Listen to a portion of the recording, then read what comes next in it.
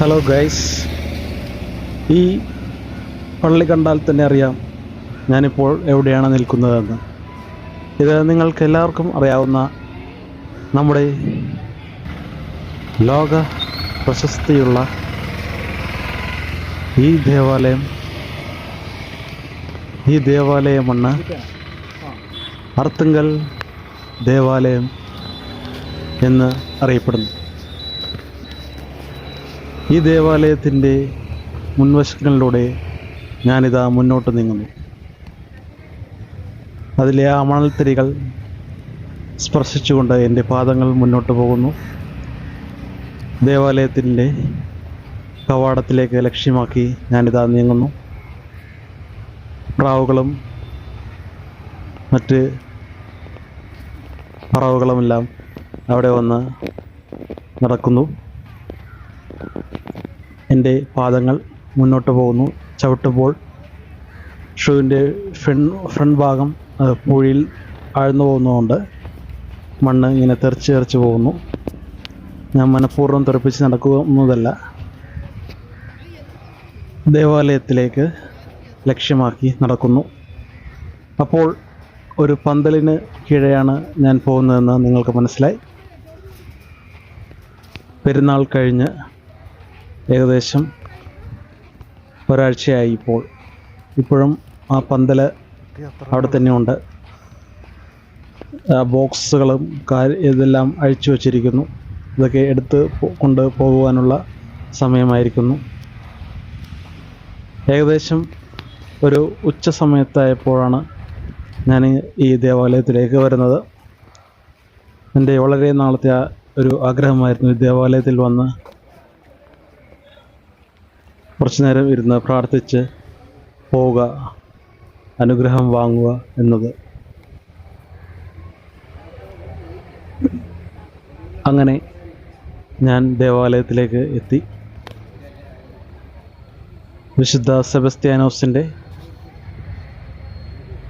ആ ഒരു തിരുസ്വരൂപം ദേവാലയത്തിന് മധ്യേ തന്നെ എഴുന്നള്ളി വച്ചിരിക്കുന്നു.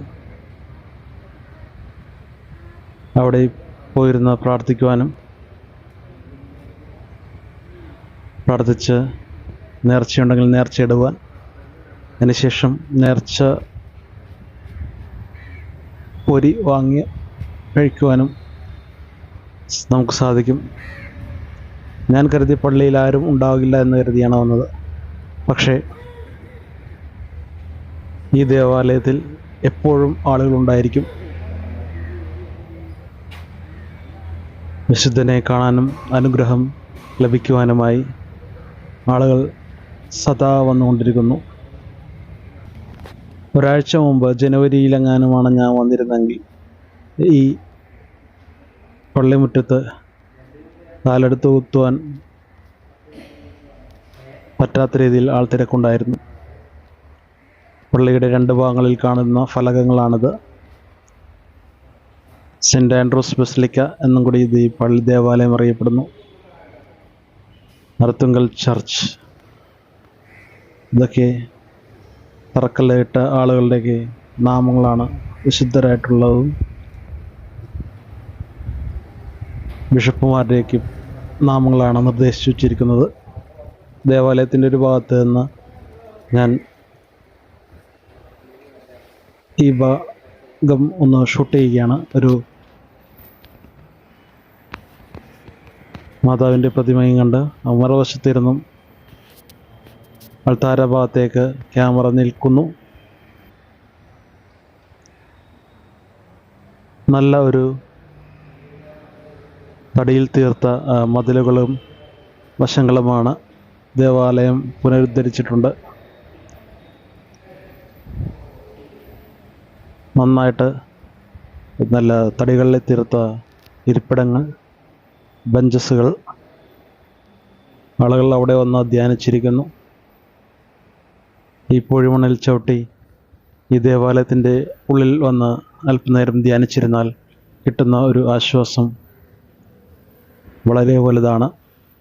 പൈസ കൊടുത്താൽ കിട്ടാത്ത ഒരുപാട് കാര്യങ്ങൾ ഉണ്ട് എന്നുള്ളത് നമ്മൾ ഈ ദേവാലയത്തിൽ വരുമ്പോൾ മനസ്സിലാവും. ദേവാലയത്തിനുള്ളിലുള്ള ആ ഒരു അതിമനോഹരമായ അൾത്താര, വളരെ ബ്യൂട്ടിഫുള്ളായിട്ട് അലങ്കരിച്ചിരിക്കുന്ന ടൈൽസിലും മുസൈക്സിലും ദേവാലയം അതിമനോഹരമായിട്ടുള്ള പ്രൗഢിയോടുകൂടി നിലനിൽക്കുന്നു. കൊത്തുപണികളും മറ്റു അലങ്കാരങ്ങളൊക്കെ വളരെ അധികം വിസ്മയിപ്പിക്കുന്നതും നമ്മുടെ കണ്ണുകളെ വളരെയധികം ആകർഷിക്കുന്നതുമാണ്. ദേവാലയ അൾത്താര തന്നെ വളരെയധികം ബ്യൂട്ടിഫുള്ളായിട്ട് പണിത് തീർത്തിരിക്കുന്നു. ഒരു വശത്തു കൂടി ക്യാമറ ഓടിച്ചപ്പോൾ പതിഞ്ഞ കാര്യങ്ങളൊക്കെയാണ് ഇവയൊക്കെ.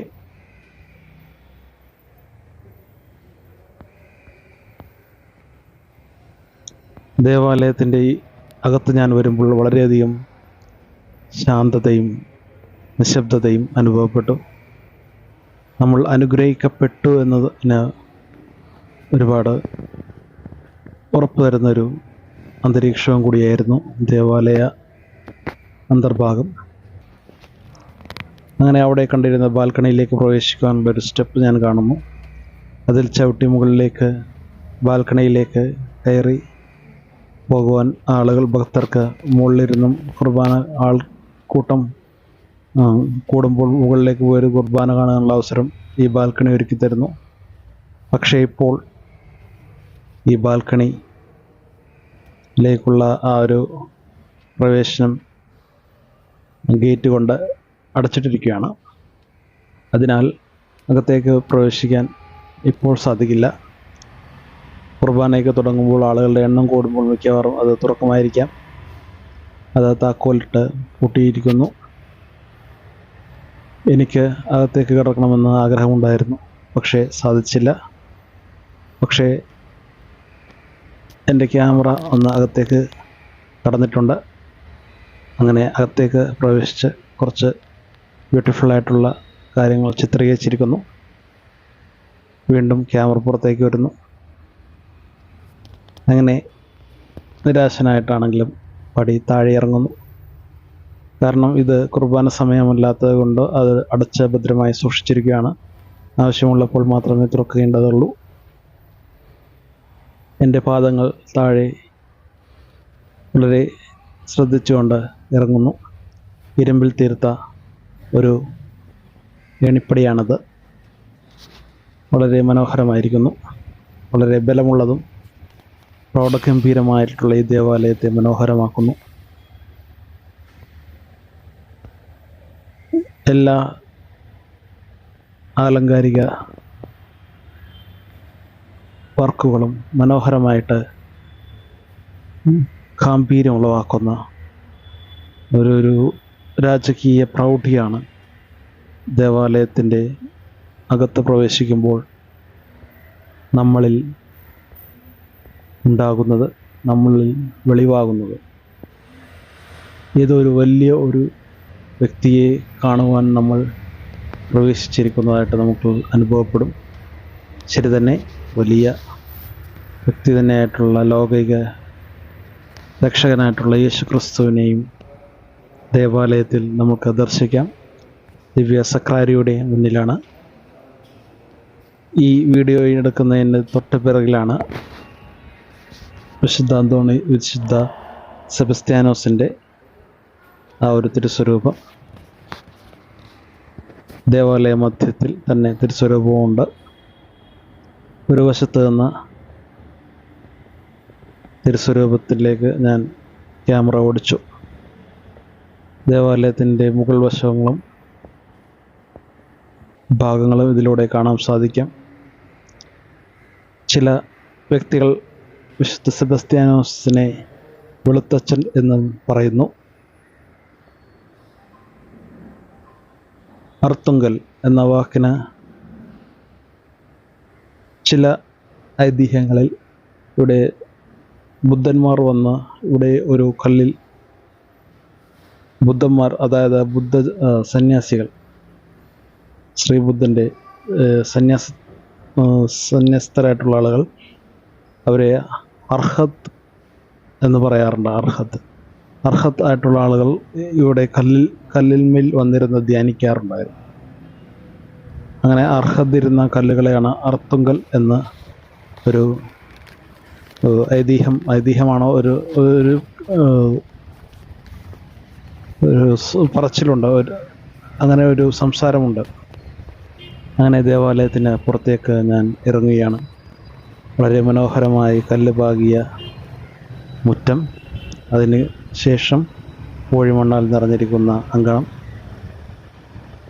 ഇപ്പോഴും പന്തലിൻ്റെ ആ ഒരു തണലിൽ ഇരുന്ന് പ്രാർത്ഥിക്കാനും അല്പനേരം വിശ്രമിക്കാനും ആളുകൾ വരുന്നു.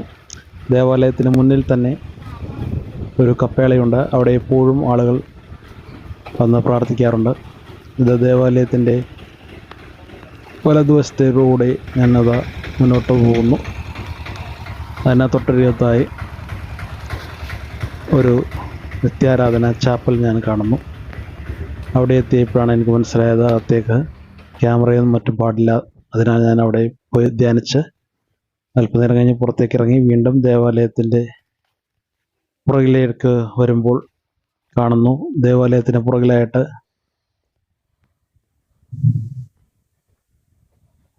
മറ്റൊരു ദേവാലയം. ഇത് ഓരോ രഹസ്യങ്ങളിലെയും സ്റ്റാച്യൂസുകളാണ് അവിടെ കാണുന്നത്. ഇത് മറ്റൊരു പഴയ ദേവാലയമാണിത്. ഈ പള്ളിയുടെ, ഈ ദേവാലയത്തിൻ്റെ ആ ഒരു സ്ഥാപനത്തിൻ്റെ ചരിത്രങ്ങളും കാര്യങ്ങളൊക്കെ ഇവിടെ ഇംഗ്ലീഷിലും മലയാളത്തിലുമൊക്കെ എഴുതി വച്ചിട്ടുണ്ട്. Landmarks of the history of Saint Andrew's parish, Arthunkal. ഓരോ വർഷങ്ങളും ആ വർഷങ്ങളിൽ സംഭവിച്ച കാര്യങ്ങളൊക്കെ നോട്ട് ചെയ്ത് വച്ചിരിക്കുന്നു. Saint Sebastian Basilica of hope, a beacon of hope. Saint Sebastian, a beacon of hope, പ്രത്യാശയുടെ തിരുനാളം.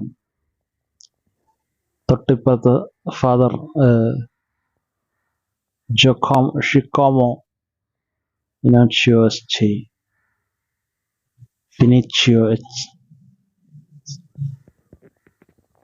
അങ്ങനെ ആ ഒരു അച്ഛനാണ്, മിലാനിൽ നിന്നുള്ളൊരു വൈദികനാണ്, ഇറ്റാലിയൻ പുരോഹിതനാണെന്ന് കരുതപ്പെടുന്നു. ഇവിടെ ഈ ഭാഗത്ത് മലയാളത്തിലാണ്, അവിടെ ഇംഗ്ലീഷിൻ്റെ നേരെ മലയാളം ഈ ഭാഗത്ത് എഴുതിയിരിക്കുന്നുണ്ട് തർജ്ജമയായിട്ട്. കാരണം മലയാളികൾ ഒരുപാട് വരുന്നവരുണ്ട് ഇവിടെ. മാത്രമല്ല വിദേശ രാജ്യങ്ങളിൽ നിന്നും ലോകത്തിൻ്റെ പല ഭാഗങ്ങളിൽ നിന്നും ഈ ദേവാലയം സന്ദർശിക്കാൻ ആളുകൾ വരുന്നതാണ്. അവർക്ക് വായിച്ച് മനസ്സിലാക്കുവാൻ വേണ്ടി കൂടിയാണ് ഇങ്ങനെ 2 ഭാഷകളിലായിട്ട് എഴുതി വച്ചിരിക്കുന്നത്.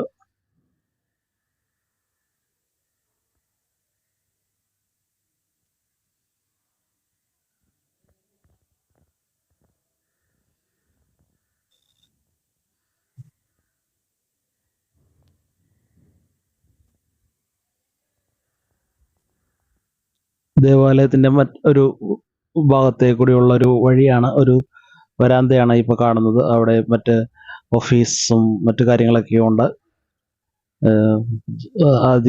ഔദ്യോഗികമായ കാര്യങ്ങൾ ചെയ്യുന്നതിനുള്ളൊരു ഭാഗമായിട്ടാണത്. 1581 ദേവാലയം, 1581 ദേവാലയം, ആദ്യ ദേവാലയമാണ്.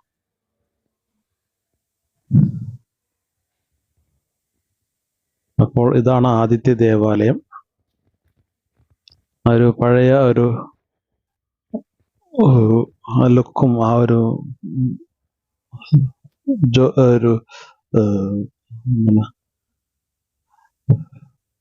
കെട്ടിടത്തിൻ്റെ ആ ഒരു ശൈലിയും കാണുമ്പോൾ നമുക്ക് തന്നെ മനസ്സിലാവും. ഒരുപാട് മെയിൻ്റനൻസ് ചെയ്തിട്ടുണ്ടായിരിക്കണം. എന്നിരുന്നാലും ദേവാലയം പഴയ ആ ദേവാലയം തന്നെ. അൾത്താരയിലേക്ക് ഞാൻ പതിയെ ചുവട് വെച്ച് നീങ്ങുന്നു.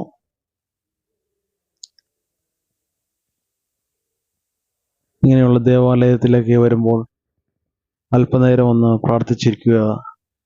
നമ്മുടെ ഏതെങ്കിലുമൊക്കെ നിയോഗങ്ങൾ, ഒരു 3 നിയോഗങ്ങളൊക്കെ പറഞ്ഞു പോവുക. അത് നടക്കുമെന്ന് വിശ്വസിക്കുന്ന ഒരുപാട് ജനങ്ങളൊക്കെ ലോകത്ത് ഇന്നുണ്ട്. പുതിയ പുതിയ ദേവാലയങ്ങൾ ദർശിക്കുമ്പോൾ ഇങ്ങനെ പ്രാർത്ഥിക്കുന്ന ആളുകൾ എണ്ണം വളരെ കൂടുതലാണ്. അങ്ങനെ ദേവാലയത്തിൻ്റെ പ്രഥമ ഭാഗമായ അൾത്താരയിലേക്ക് അല്പനേരം നോക്കി ധ്യാനിച്ച് നിന്നു പോവുകയാണ്. പ്രാർത്ഥിക്കാനുള്ള എല്ലാവിധ പ്രേരണകളും നമുക്ക് ഈ ദേവാലയത്തിനുള്ളിൽ പ്രവേശിക്കുമ്പോൾ ഉണ്ടാകും. അപ്പുറവും ഇപ്പുറവുമായിട്ട് വിശുദ്ധ സെബാസ്ത്യാനോസിൻ്റെ രൂപങ്ങളും യേശുക്രിസ്തുവിൻ്റെ രൂപവും കാണുവാൻ സാധിക്കും. മാതാവിൻ്റെയും യേശുക്രിസ്തുവിൻ്റെയും ഒക്കെ.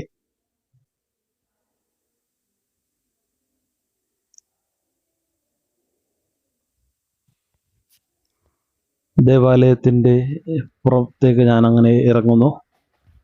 നല്ലൊരു ബ്യൂട്ടിഫുൾ ആയിട്ടുള്ളൊരു പിക്ചറൈസേഷനാണ് ഇവിടെ കാണുന്നത്. ഇതാണ് പഴയ ദേവാലയം. തൊട്ട്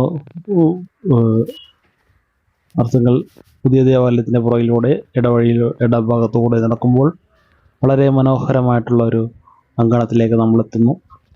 അവിടെ ഓഫീസ് വർക്കേഴ്സ്, അങ്ങനെ ഒഫീഷ്യലായിട്ടുള്ള കാര്യങ്ങൾ നടക്കുന്ന ഒരു സെക്ഷനാണിത്. ഇവിടെ എത്തിയപ്പോഴാണ് അതിമനോഹരമായിട്ടുള്ള ലാസ്റ്റ് സപ്പറിൻ്റെ ഒരു പിക്ചറൈസേഷൻ ഞാൻ കാണുന്നത്. പ്രതിമ രൂപത്തിൽ അത് മനോഹരമായിട്ട്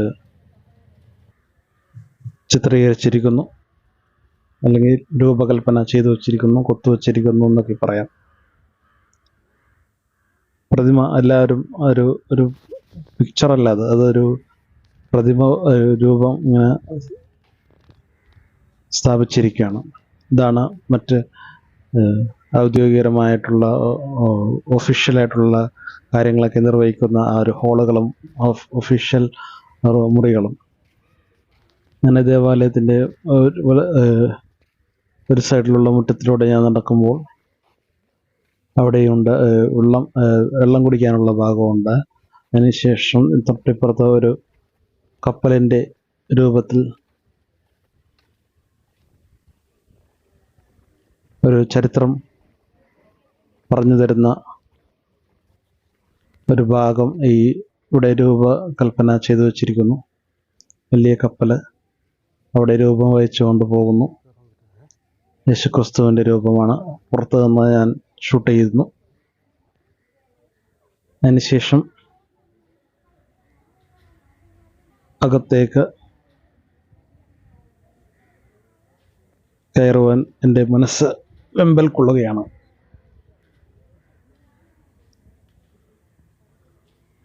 അവിടെ ചെറുപ്പക്കാരനായിട്ടുള്ള ഒരു വ്യക്തി ഇരുന്ന് പ്രാർത്ഥിക്കുന്നു. മാത്രമല്ല ഒരുപാട് പേര് ഇവിടെ വരുന്നുണ്ട്. ഇത് തികച്ചും ആൾക്കാരും വരുവാൻ സാധ്യതയില്ലാത്ത ഒരു സമയം നോക്കിയാണ് വന്നതെങ്കിലും ഇപ്പോഴും ആളുകളുടെ ഒരു നിബിഡത, ഒരു കൂട്ടം തന്നെ ഇവിടെ കാണാൻ സാധിക്കും. വളരെ മനോഹരമായിട്ട് രൂപകൽപ്പന ചെയ്തിരിക്കുന്ന ഒരു കപ്പലിൻ്റെ രൂപത്തിൽ മോഡിഫൈ ചെയ്തിരിക്കുന്ന ഒരു മനോഹരമായിട്ടുള്ള ചിത്രീകരണമാണ് ഇപ്പോൾ നമ്മൾ ദർശിക്കുന്നത്.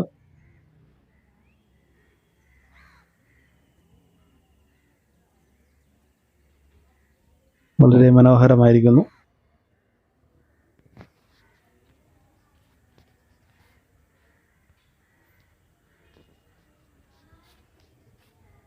അങ്ങനെ അതിൽ നിന്ന് ഇറങ്ങി താഴെ ഒരു കുളം ഉണ്ട്. കുളത്തിൽ മീനുകളൊക്കെ വളർത്തുന്നുണ്ട്. ആമ്പൽക്കുളം, താമരക്കുളം പോലത്തെ ഒരു കുളം.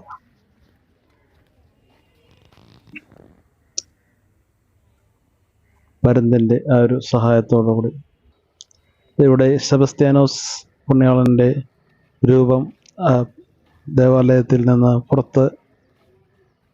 പുറത്തേക്ക് എടുക്കുമ്പോൾ പരുന്തുകൾ വന്ന് ആകാശത്തെ വട്ടം ചുറ്റി തങ്ങളുടെ ഒരു സാന്നിധ്യം അറിയിക്കുന്ന ഒരു മനോഹരമായിട്ടുള്ള ഒരു ദൃശ്യം എല്ലാ വർഷവും നടക്കാറുണ്ട്. അതിൻ്റെ ഒരു പ്രതിനിധാനം ചെയ്തുകൊണ്ടാണ് ഇത് ഓരോ രഹസ്യങ്ങളും ചിത്രീകരിച്ചിരിക്കുന്നതാണ്. അതൊക്കെ ഇങ്ങനെ നടക്കുന്നു. ഇത് കാനായിലെ കല്യാണം. വെളിച്ചത്തിൻ്റെ പ്രകാശത്തിൻ്റെ രഹസ്യമാണിത്. ഓർഡറായിട്ടല്ല, ഇത് ഓർഡർ തെറ്റിച്ചാണ് ഞാൻ വീഡിയോ എടുത്തിരിക്കുന്നത്. ഇത് പിന്നീട് കാണുന്നത് ആദ്യം ബാപ്റ്റിസമാണ്. അങ്ങോട്ടേക്കായിരുന്നു പോകേണ്ടത്, ഞാൻ ഓപ്പോസിറ്റാണ് നടന്നു വന്നിരിക്കുന്നത്. അതിനുശേഷം നേരെ പുറകെ കാണുന്നത്, ഈ രൂപത്തിന് പുറകെ കാണുന്നതാണ് അവിടുത്തെ ഒരു പ്രാർത്ഥനാ ബുക്കുകളും മാലകളും കൊന്തയൊക്കെ വാങ്ങാൻ പറ്റുന്ന ആ ഒരു സ്ഥലം. ഇനി അല്പം അർത്തുങ്കൽ പള്ളിയെക്കുറിച്ച് തന്നെ അല്പനേരം നമുക്ക് ശ്രവിക്കാം. ആലപ്പുഴ ജില്ലയിലെ ചേർത്തല താലൂക്കിൽ അർത്തുങ്കൽ എന്ന പ്രദേശത്ത് സ്ഥിതി ചെയ്യുന്ന ഒരു ക്രൈസ്തവ ദേവാലയമാണ് അർത്തുങ്കൽ പള്ളി എന്നറിയപ്പെടുന്ന സെയിൻറ്റ് ആൻഡ്രൂസ് ബസിലിക്ക. പോർച്ചുഗീസുകാർ പണിത പുരാതനമായ ഈ ദേവാലയം വിശുദ്ധ സെബസ്ത്യാനോസിൻ്റെ നാമത്തിലുള്ള കേരളത്തിലെ ഒരു പ്രമുഖ തീർത്ഥാടന കേന്ദ്രവുമാണ്. ആലപ്പുഴ രൂപതയുടെ കീഴിലാണ് ഈ ദേവാലയം പ്രവർത്തിക്കുന്നത്. വിശുദ്ധ സെബസ്ത്യാനോസിൻ്റെ തിരുനാൾ ഇവിടെ ആഘോഷപൂർവ്വം കൊണ്ടാടാറുണ്ട്. ശബരിമല ദർശനം കഴിഞ്ഞെത്തുന്ന ഈ ഭാഗത്തുള്ള അയ്യപ്പ ഭക്തർ അർത്തുങ്കൽ പള്ളിയിൽ വെളുത്തച്ഛൻ്റെ സവിധത്തിലെത്തി നേർച്ചകൾ സമർപ്പിച്ച് മാലയൂരുന്ന ഒരു പതിവുമുണ്ട്. ലോകത്തിലെ ഏറ്റവും വലിയ വിശുദ്ധ സെബാസ്റ്റ്യൻ ദേവാലയമായ അർത്തുങ്കൽ സെയിൻറ്റ് ആൻഡ്രൂസ് ബസിലിക്കയും സെയിൻറ്റ് സെബാസ്റ്റ്യൻസ് ഇൻ്റർനാഷണൽ ദേവാലയവും 16-ാം നൂറ്റാണ്ടിൽ പോർച്ചുഗീസ് മിഷണറിമാരാണ് നിർമ്മിച്ചത്. ദശലക്ഷക്കണക്കിന് തീർത്ഥാടകർ പങ്കെടുക്കുന്ന ഒരു മാസം നീണ്ടു നിൽക്കുന്ന ജനുവരിയിൽ നടക്കുന്ന വിശുദ്ധ സെബാസ്റ്റ്യൻ അർത്തുങ്കലിൻ്റെ മഹത്തായ വാർഷിക തിരുനാൾ ഇന്ത്യയിലെ പ്രധാന ആഘോഷങ്ങളിൽ ഒന്നാണ്. ദേവാലയ ബസിലിക്കയുടെ തിരുനാൾ മകരം പെരുന്നാൾ എന്നും അറിയപ്പെടുന്നു. 1584 ഇറ്റാലിയൻ ജസ്യൂട്ട് വികാരി ജാക്കോമോ ഫെനീസിയോയുടെ കീഴിൽ പള്ളി പുനർനിർമ്മിച്ചു. അദ്ദേഹത്തിന് ശരീരത്തെയും മനസ്സിനെയും സുഖപ്പെടുത്താനുള്ള ശക്തിയുണ്ടെന്ന് ഭക്തർ അവകാശപ്പെടുന്നു. ഭക്തർ അദ്ദേഹത്തെ സ്നേഹപൂർവം അർത്തുങ്കൽ വെളുത്തച്ഛൻ, വെളുത്ത തൊലിയുള്ള പിതാവ് എന്ന് വിളിച്ചു. 1632 ഫെനീസിയോ യേശുവിൽ സ്വർഗപ്രവേശനം നടത്തി. അദ്ദേഹം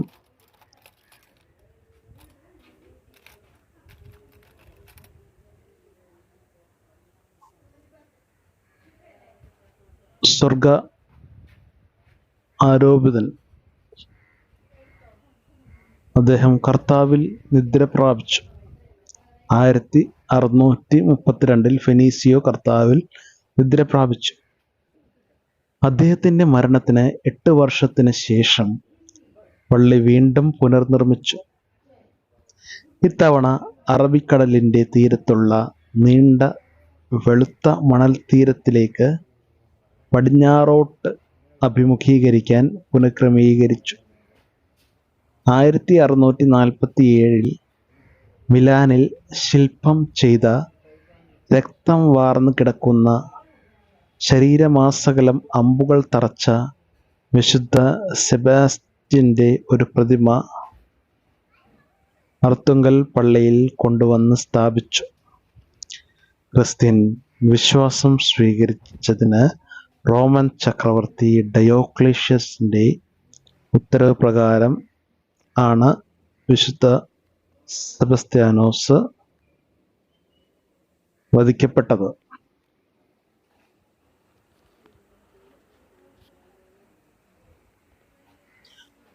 1584 പള്ളിയുടെ വികാരിയായി ചുമതലയേറ്റ ഫാദർ ഫെനീഷ്യോ പള്ളിയുടെ നവീകരണത്തിൽ താൽപ്പര്യമെടുക്കുകയും കല്ലിലും കുമ്മായത്തിലും പുതുക്കി നിർമ്മിക്കുകയും ചെയ്തു. ഫെനീഷ്യോയെ സാധാരണക്കാരായ ജനങ്ങളും ഭരണാധികാരികളും വളരെയധികം ഇഷ്ടപ്പെടുകയും ഒരു വിശുദ്ധനായി കരുതി ബഹുമാനിക്കുകയും ചെയ്തു. ജനങ്ങൾ യൂറോപ്യൻ പുരോഹിതനായിരുന്ന അദ്ദേഹത്തെ വെളുത്ത അച്ഛൻ എന്ന് ആദരപൂർവ്വം വിളിച്ചിരുന്നു. വെളുത്തച്ഛൻ എന്നത് പിന്നീട് വിശുദ്ധ സെബസ്ത്യാനോസിൻ്റെ മറ്റൊരു പേരായി മാറുകയാണ് ഉണ്ടായത്. 1632 ഫാദർ ഫെനീഷ്യോ മരണമടയുകയും വലിയൊരു ജനാവലിയുടെ സാന്നിധ്യത്തിൽ പള്ളിയുടെ ഉള്ളിൽ തന്നെ സംസ്കരിക്കുകയും ചെയ്തു. 1640 പള്ളി പടിഞ്ഞാറോട്ട് അഭിമുഖമായി വിപുലവും മനോഹരവുമായി പുനർനിർമ്മിച്ചു. ഗതാഗത സൗകര്യങ്ങൾ പരിമിതമായിരുന്ന കാലത്ത് നിർമ്മാണത്തിനാവശ്യമായ കരിങ്കല്ലുകൾ വള്ളങ്ങളിലായിരുന്നു അർത്തുങ്കലിൽ എത്തിച്ചത്. ഇക്കാലയളവിലാണ് ഇറ്റലിയിലെ മിലാനിൽ നിന്നുള്ള വിശുദ്ധ സെബസ്ത്യാനോസിന്റെ രൂപം പള്ളിയിൽ പ്രതിഷ്ഠിക്കുന്നത്. 2010 ജൂലൈ 9 ഈ പള്ളിയെ ബസിലിക്കയായി ഉയർത്തിയത്. പള്ളിയുടെ ദീർഘകാല ചരിത്ര പ്രാധാന്യം കണക്കിലെടുത്താണ് ബസിലിക്കയാക്കിയത്. കേരളത്തിലെ 7ാമത്തെയും ആലപ്പുഴ രൂപതയിലെ ആദ്യത്തെയും മൈനർ ബസിലിക്കയാണ് അർത്തുങ്കൽ. രൂപതയിലെ 2ാമത്തെ മൈനർ ബസിലിക്ക. പദവിക്ക് അർഹവും സ്ഥാനം പിടിക്കാനും പോകുന്നത് തുമ്പോളിപ്പള്ളിയാണ്.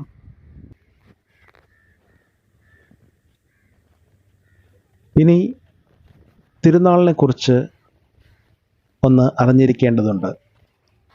എല്ലാ വർഷവും ജനുവരി 10 ആരംഭിക്കുന്ന ചരിത്ര പ്രസിദ്ധമായ അർത്തുങ്കൽ തിരുനാൾ ജനുവരി 27 സമാപിക്കുന്നത്. ഈ തിരുനാളിന് ആരംഭമായി ഉയർത്തുവാനുള്ള കൊടി പാലായിൽ നിന്നുമാണ് എത്തിക്കുക. ഈ കൊടി ആലപ്പുഴ കത്തീഡ്രൽ പള്ളിയിൽ എത്തിച്ച് അവിടെ നിന്നും വൈകിട്ട് അർത്തുങ്കലിലേക്ക് കൊണ്ടുപോകും വഴി തുമ്പോളി മാതാവിൻ്റെ അനുഗ്രഹവും പ്രാർത്ഥനയും ഏറ്റുവാങ്ങിക്കൊണ്ട് കടന്നു പോകുന്നു. ഈ പെരുന്നാൾ കാലത്ത് എല്ലാ മതവിഭാഗങ്ങളിലുള്ള ധാരാളം ഭക്തജനങ്ങൾ അർത്തുങ്കൽ പള്ളിയിൽ എത്തിച്ചേരുന്നു.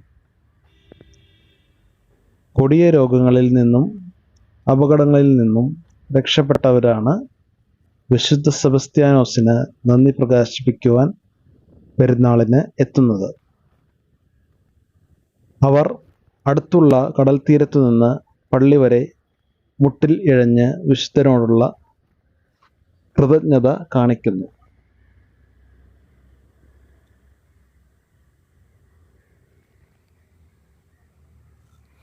സ്വർണം, വെള്ളി എന്നിവയിൽ തീർത്ത മനുഷ്യാവയവങ്ങളുടെയും അമ്പ്, വില്ല് എന്നിവയുടെയും രൂപങ്ങളും വിശ്വാസികൾ ഇവിടെ കാണിക്കയായി അർപ്പിക്കുന്നു.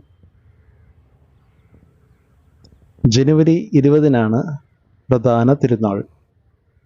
ആലപ്പുഴ ജില്ലയിലെ അർത്തുങ്കൽ പള്ളി കഴിഞ്ഞാൽ ജില്ലയിലെ ഏറ്റവും വലിയ പെരുന്നാൾ ആഘോഷത്തോടും തീർത്ഥാടനം നടത്തുന്നതുമായ ക്രൈസ്തവ ദേവാലയങ്ങളാണ് തുമ്പോളിപ്പള്ളിയും എടത്വ പള്ളിയും.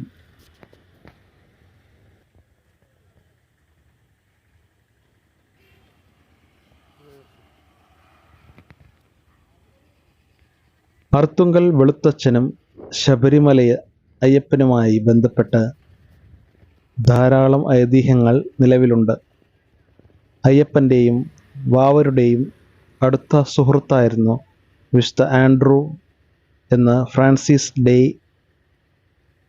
കേരളത്തെക്കുറിച്ച് 1863 എഴുതിയ ഗ്രന്ഥത്തിൽ വിവരിക്കുന്നു. എന്നാൽ ഐതിഹ്യങ്ങളിൽ സൂചിപ്പിക്കുന്ന വെളുത്തച്ഛൻ യൂറോപ്യനായ ഫാദർ ഫെനോഷ്യ ആണെന്നാണ് മറ്റൊരു അഭിപ്രായം. കലകളിലും ദർശനങ്ങളിലും തൽപരനായിരുന്ന ഈ വൈദിക ശ്രേഷ്ഠൻ കളരിപ്പയറ്റ് പഠിക്കുവാനായി ചീരപ്പൻ ചിറയിലെത്തി. അയ്യപ്പൻ്റെ ഗുരുകുലവും ചീരപ്പൻ ചിറയായിരുന്നുവെന്നും അവിടെ ഇരുവരും സഹോദര തുല്യമായ സ്നേഹത്തോടെ താമസിച്ചു പഠിച്ചുവെന്നും ഇവരുടെ ഭാഷ്യം.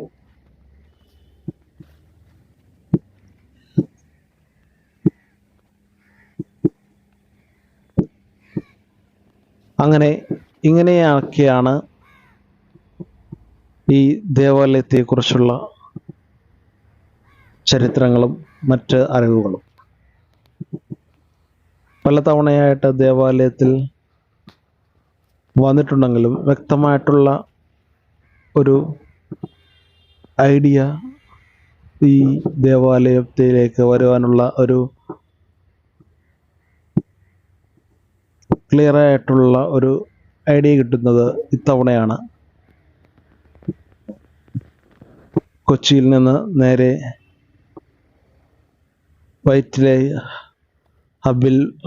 വൈറ്റിലയിലേക്ക് എത്തിയാൽ നേരെ കാണുന്ന ബൈപ്പാസ് ഹൈവേയിലൂടെ കടന്ന് സ്ട്രെയിറ്റ് ആയിട്ട് വടക്ക് ഭാഗം അങ്ങോട്ട് ലക്ഷ്യം വെച്ച് പോയി കഴിഞ്ഞാൽ ഈ സമയത്ത് മെട്രോയുടെയും മറ്റ് ഹൈവേയുടെ വിപുലീകരണത്തിൻ്റെ ഭാഗമായി ഈ പാലങ്ങളൊക്കെ പണി നടന്നുകൊണ്ടിരിക്കുന്നു. വളരെ നീളം കൂടിയ പാലങ്ങളും മെട്രോ റെയിൽവേകളും വന്നുകൊണ്ടിരിക്കുന്നതിൻ്റെ ഭാഗമായി ഒരുപാട് തിക്കും തിരക്കുമൊക്കെ ഉണ്ടെങ്കിലും ഈ ദേവാലയത്തിൽ വരുവാൻ എനിക്ക് സാധിച്ചത് വളരെ വലിയ ഒരു അനുഗ്രഹമായിട്ട് ഈ നിമിഷം ഞാൻ കാണുന്നു.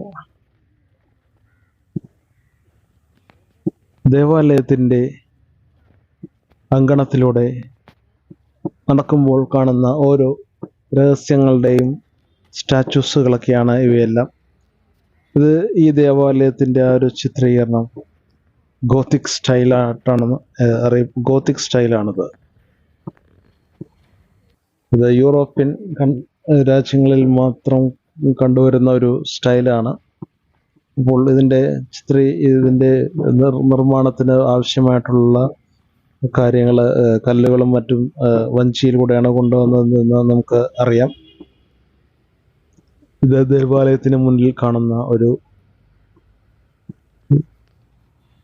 കൊടിമരമാണ്. അങ്ങനെ അതിൻ്റെ മുന്നിൽ അല്പനേരത്തേക്ക് ഒരു സെൽഫി എടുക്കുക എന്നൊരു ആവശ്യം എനിക്കുണ്ടായി. അങ്ങനെ സെൽഫി എടുത്തു. വീണ്ടും ഞാൻ ദേവാലയത്തിനുള്ളിലേക്ക് ഒന്ന് പ്രാർത്ഥിക്കാനായിട്ട് മുന്നോട്ട് പോകുന്നു. ആളുകൾ തീരെ ഇല്ലാത്തൊരു സമയം ആണെന്ന് കരുതി ഞാൻ വന്നതാണെങ്കിലും ആളുകളുടെ ഒരു ഒഴുക്ക് എപ്പോഴും ഉണ്ടായിരിക്കുന്നു. അല്പനേരം മുട്ടുകുത്തിയിരുന്ന സെബസ്ത്യാനോസിൻ്റെ ആ ഒരു രൂപത്തെ പോയി മുത്തി നേർച്ചയും വാങ്ങി തിരിച്ചു വരാൻ ഞാൻ ആഗ്രഹിച്ചു. അങ്ങനെ മുന്നോട്ട് പോയി.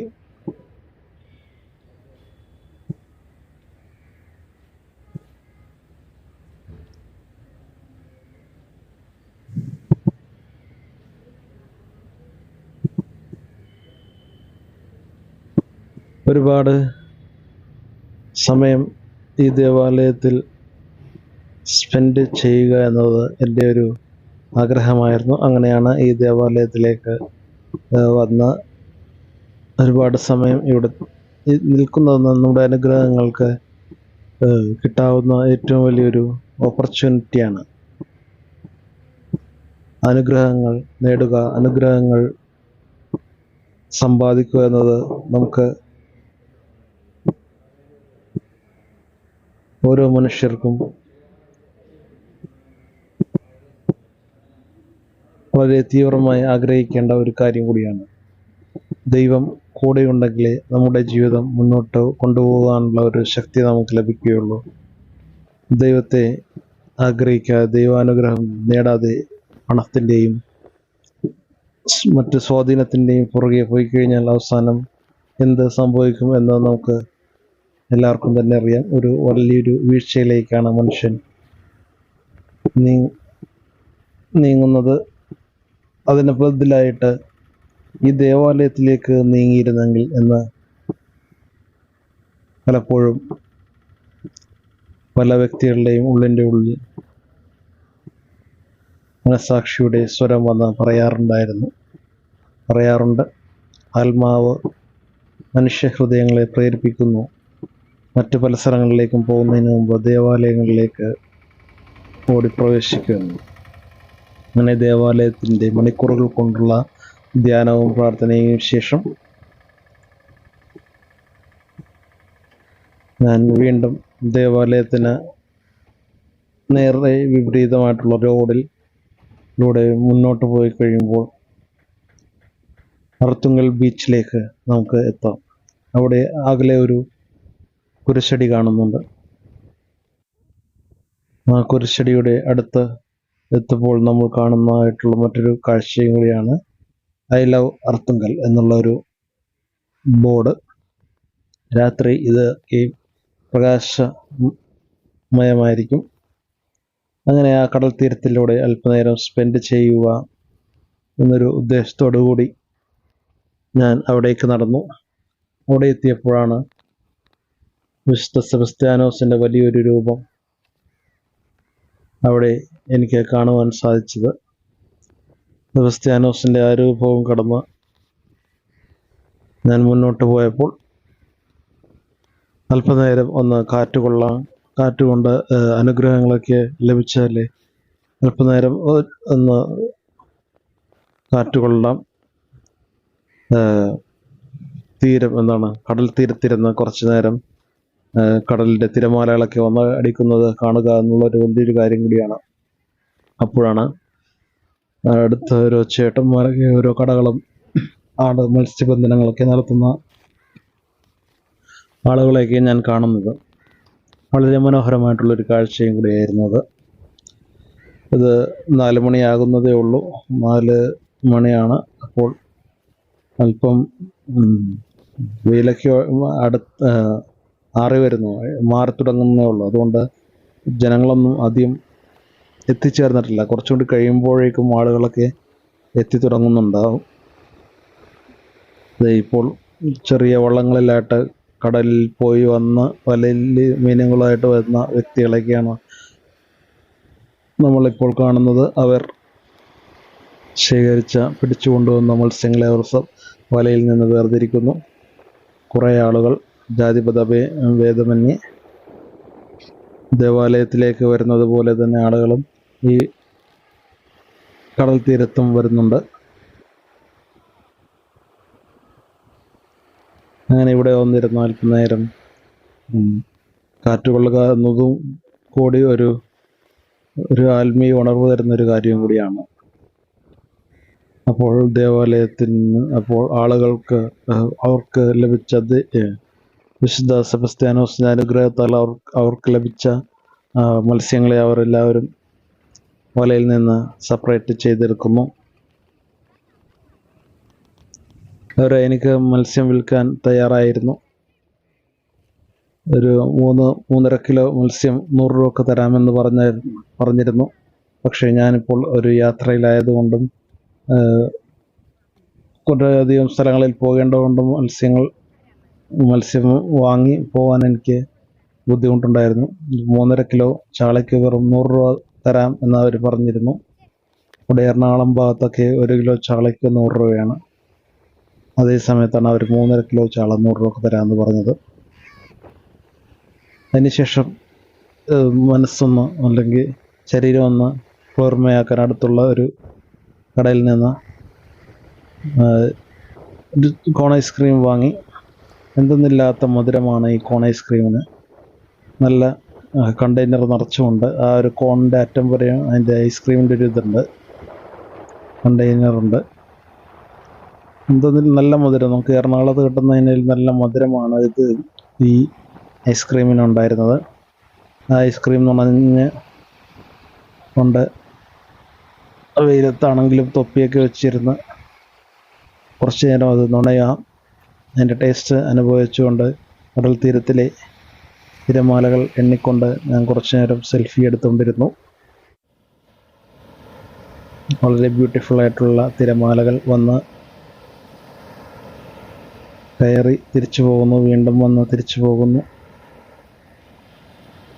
വളരെ മനോഹരമായിട്ടുള്ളൊരു കാഴ്ചയാണത്. അല്പനേരം തിരമാലയെ ഷൂട്ട് ചെയ്യാനുള്ളൊരു ഉദ്ദേശത്തോടു കൂടി ഞാൻ ക്യാമറ താഴ്ത്തി വെച്ചു. അപ്പോൾ തിരമാലകൾ ഇങ്ങനെ അടുത്ത് വന്ന് തഴുകിപ്പോകുന്ന ആ ഒരു ബ്യൂട്ടിഫുൾ പിക്ചറൈസേഷൻ, പ്രകൃതിയുടെ ആ ഒരു സൗന്ദര്യം. ഇതിനിടക്ക് അവിടെ ഞണ്ടുകൾ വലിയ വലിയ കുഴികളൊക്കെ ഉണ്ടാക്കി അതിൽ നിന്ന് ചാടി വരുന്നതും ഉണ്ടായിരുന്നു. ഞാനടുത്ത് എത്തിയപ്പോഴേക്കും കുഴിക്കുള്ളിലായിട്ട് ഓടിപ്പോയി. ഇതാണ് ആ അർത്തുങ്കൽ കടപ്പുറത്തിൻ്റെ ഒരു ഭാഗം. വളരെ ബ്യൂട്ടിഫുള്ളായിട്ടുള്ള ഒരു സൈഡാണ് ഈ കാണുന്നത്. ഒരു കല്ലിൻ്റെ പാത കടലിലേക്ക് പോകുന്ന കുറച്ച് ഭാഗത്തേക്ക് മുന്നോട്ട് കെട്ടിവെച്ചിട്ടുണ്ട്. ഇത് മറ്റൊരു വശമാണ്. ആളുകളൊക്കെ പതിയെ വന്നു തുടങ്ങുന്നു. ഒരു വൈകുന്നേരങ്ങളിൽ ജോലിയും കഴിഞ്ഞ് റിലാക്സ് ചെയ്യാൻ പറ്റിയൊരു സ്ഥലമാണിത്. ചെറിയ ചെറിയ മീനുകളെയൊക്കെ കൊത്തി തിന്നുവാനും എടുത്തുകൊണ്ട് പോകാനും കാക്കക്കൂട്ടങ്ങളും പ്രാവും കൂട്ടങ്ങളും ഒക്കെ വന്നിരിക്കുന്നുണ്ട്. മറ്റൊരു ചേട്ടൻ തൻ്റെ വള്ളത്തിൽ നിന്ന് മീനുകളെയെല്ലാം വേർതിരിക്കുന്നു. വലയിൽ കുടുങ്ങിയ മീനുകളെല്ലാം മാറ്റി മാറ്റി, കൂടുതലും ചാളയാണ് കൂടുതൽ കാണുന്നത്. മത്തി, ചെറിയ മത്തിയാണ് എല്ലാവരും എല്ലാ വള്ളത്തിലും അവർ കൂടുതൽ കിട്ടുന്നത്. മത്തിച്ചാകരയാണ്. അയിലയും ഉണ്ട്, അവിടെയൊക്കെ അയിലയും ഉണ്ട്. എനിക്ക് ആ ഒരു ഐസ്ക്രീം കഴിച്ചതിൻ്റെ ഒരു മധുരം വായിലുള്ളതുകൊണ്ട് ഒന്ന് നോർമലാക്കുവാൻ വേറെ എന്തെങ്കിലുമൊക്കെ ഒന്ന് മേടിച്ച് കഴിച്ചാലോ എന്നൊരു ആഗ്രഹം എനിക്കുണ്ടായിരുന്നു. അങ്ങനെ മുന്നോട്ട് നീങ്ങുമ്പോഴാണ് ഒരു ചേട്ടൻ അവിടെ ഇരുന്ന് കപ്പലണ്ടിയും മറ്റ് കുറച്ച് കാര്യങ്ങളൊക്കെ വിൽക്കുന്നത് ഞാൻ കാണുന്നത്. നല്ലത് മേടിച്ച് ഒരു പാക്കറ്റ് 20 രൂപയുടെ ഒരു പാക്കറ്റ് കപ്പലണ്ടി മേടിച്ച് അതും കഴിച്ചുകൊണ്ടിരിക്കാമെന്ന് കരുതി. അപ്പോഴാണ് അവിടെ ഇരിക്കാൻ പറ്റിയ ഒരു ഷെഡ് ഞാൻ കാണുന്നത്. നല്ല ബ്യൂട്ടിഫുൾ ആയിട്ടുള്ള ഷെഡാണ്. വളരെ കംഫർട്ടബിളായ, വളരെ സുഖം തരുന്നൊരു ഷെഡ്. 1 ലക്ഷം രൂപയുടെ ഷെഡൊക്കെ ഇതിൻ്റെ പുറകിൽ നിൽക്കും എന്ന രീതിയിലാണ്